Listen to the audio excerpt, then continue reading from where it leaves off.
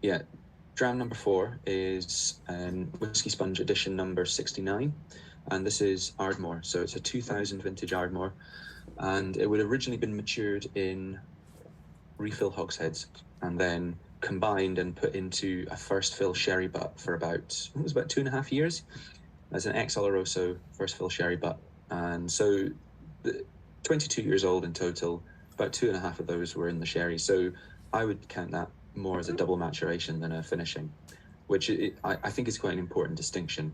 Like we've done a few finishes, I suppose, but don't generally do them. And if you know what I've said about whiskey over the years, my opinions is I'm by and large just someone that likes knackered old refill hogsheads and not much else. So we don't do too many finishes, but I'm not against them at all. I just tend to like them to be for a meaningful amount of time. Like 2 years, I think, is a good benchmark line in the sand. If you do that, I think you end up getting integration and you get back to balance, and the second cask has time to have a bit of a voice and settle in, and I think you just get a more rounded whiskey as a result. So this was a perfect example of that, really. We don't try many sherried Ardmores, so when I was pulling cask samples in Signatory Warehouse and we pulled this sample, like, whoa, that looks interesting. And then when I tried it,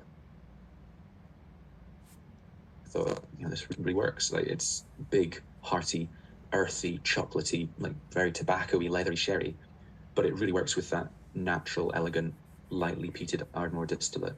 So a lot of the Ardmores that people try now, these 2009 to 2013, those sort of batches, these have almost all been matured in second fill ex Laphroaig barrels. So you're really getting them dominated by that residual Laphroaig weight and character. And it makes nice whiskey, but when I think of Ardmore, I think of something more akin to this kind of level of peat, which is something more rounded, more harmonious, more balanced. And the peat smoke here is probably from barley that's around 15 parts per million. So it's kind of like a Springbank level peat. And the key about this is that this was made when Ardmore was still directly coal-fired distilling. So proper old-style Highland distilling practice, making big, fatty, weighty, oily distillate with these really hot coal-fired stills. And as a character, I love. I think Ardmore is a funny whiskey in that it's not. I feel like it should be more popular given the way it's been made up until so recently. So this was really nice to try Ardmore from proper direct-fired vintages with a really nice integrated weighty influence of sherry. I thought it's just a combination you so rarely find. So that's why I was dead keen to do this cask. And I think it's worked out really well. We just did it single cask, natural cask strength.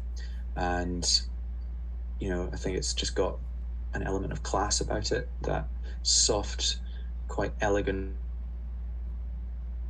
whiskey rye peat smoke with the sherry just creates a really big, like full-on fatty Highland style whiskey, sort of a specifically Highland profile that is pretty hard to find elsewhere these days, I would say. Maybe some Ben Romachs start to, exhibit this kind of characteristic, but it's pretty unusual, I would say. Ardmore very underrated. Yeah, I totally agree. I've always thought it's odd that it wasn't, it wasn't more celebrated as a whiskey. For a long time, it was a hit or a miss for me, Ardmore. I have to say, there were Ardmores that I just didn't get on very well with, and so I kind of turned away from it and then started to taste independently bottled Ardmore. So when you're tasting single casks of it, it's just a completely different experience. Yeah. I think that no different. Yeah, I think there's quite a lot of like people's opinions about it are formed by things like the traditional cask, which I don't think is, by the way, necessarily a particularly bad whiskey, but it's quite it's quite a it's this sort of, it's the whole discounted Glenmurray Chardonnay effect. It's that kind of, people just associate it in supermarkets discount, and ergo they think it's a bit naff. And I take your point. I do think that there's probably been quite a few sort of suspect bottlings of it over the years in the Indies as well. I don't know, and it's not been very well loved. Like Beam that own it I don't think they care much about it. It's a blending factory for them. So I don't know. It's the sort of distillery that would be very nice if someone that really wanted to show it some love and take it on and like elevate it a bit, purchased it and did something nice with it. But alas, that probably won't be me. Well, saying the better old teachers' bottlings are Ardmore driven. Yeah, absolutely. A lot of old teachers' bottlings are essentially just Ardmore almost. We did a tour in Scotland back in 2014. It was called the Pre-War Whiskey Tour, and we were taking really old pre-war bottles to different distilleries to open, and we had some 1920s Ardmore and some 1950s Ardmore at the distillery. That was quite special. But the old Ardmore, even like some of the 60s vintage stuff, which were bottled in the 90s by, like there's a 68 by Signatory. They're really absolutely incredible whiskies with a level of peat really closer to things like Bamore at the time, that kind of level, sort of mid-level Isla weight of peat. It's really absolutely incredible whiskey. But yeah, old teachers blends they're still probably a wee bit unknown as well, so they don't always go for that huge amount of money. Like, I think you can still get 50s teachers at auction for under 100 quid if you're lucky. So I think I would strongly encourage you to spend your money in our archive sale instead, of course, but later in the year, if you see one pop up at auction, then you have my blessing. What a mince I talk, honestly. So yeah, what's people's reaction to the Ardmore? How do you like it? How's it going down with everyone?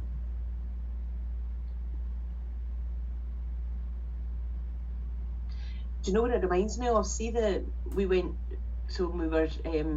traveling to see customers over in France, and we went to see the customer that gave us dates.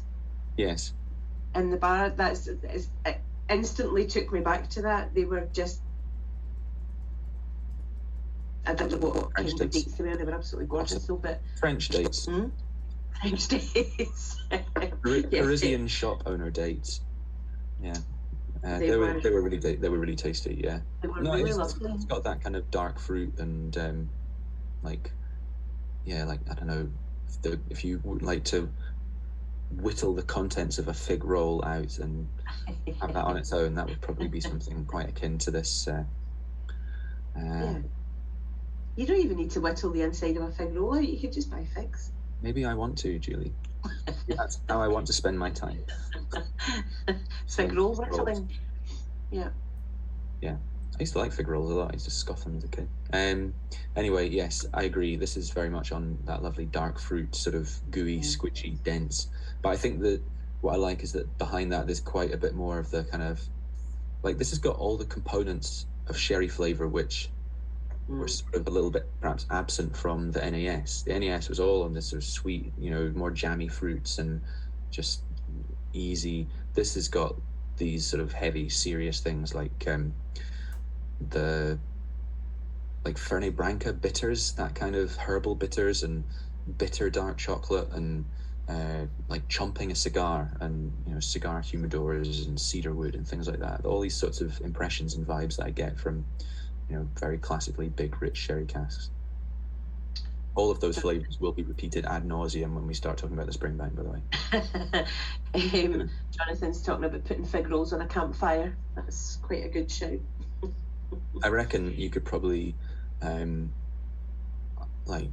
create some kind of marshmallow fig roll meteorite to roast over a campfire, and that would probably be quite amazing. I've just invented that in my head just now. I think that's probably. Julia, write that down.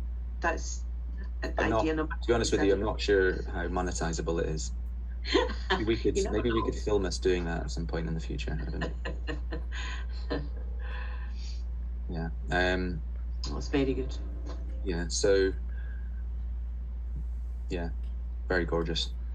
I think it's a nice shift away. Like the first two were nice, light and fruity. Then we had the smoky salad more. This one's richer, but there's still smoke there. I think there's a really nice progression through what we've had so far. Yeah, I really like whiskies which have this kind of level of peat. The sort of, I would say, I don't know about favourite, I mean, I just love peat in whiskey, and I love, the different shades, different way it can be. Yeah, shades of peat. See, that's the reference to one of the products in our archive sale. See what I did there, Julia?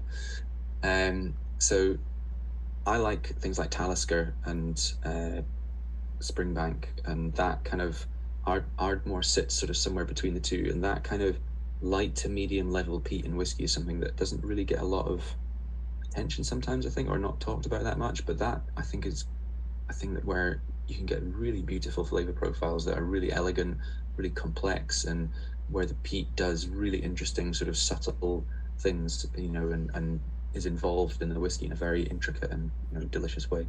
So yeah, Ardmore is definitely up there in that kind of group for me. And this is a good example of it. If you want to compare and get a sense really of like just raw old school Ardmore, then our other bottling, the 1997, is a really good example. That's just a plain refill hogshead matured 1997 24-year-old 25-year-old Ardmore, and that's really lovely. That's just got like pure kind of very gentle wispy dry peat smoke, elegantly herbal, quite sooty. It's got this really, you get a real sense of like the fat, chunky distillate that underpins it all, and you can totally see what's sitting beneath all the sherry if you do those two side by side. So I would say that's one of the kind of more under the radar bottlings we've done in the last 6 months. That 97 Ardmore is properly gorgeous. Yes, well done, Julie, for putting that in the chat there. I have a quick question about Ardmore. Absolutely. Yeah. What is up with, okay, so I know Beam Centauri owns them, and that's where we get all these ex-Lafroy cask Ardmores from, but where do you think those end up in-house for them? Are they going in blends, I guess? Because, I don't know, it just seems a funny combination. I don't really like it very much. I get really disappointed when I see all the independent bottlings of Ardmore, and I'm like, yes, and then it's a Lafroy barrel. And so I'm just wondering, what do you think, It's a good question. I don't know. What are they doing there?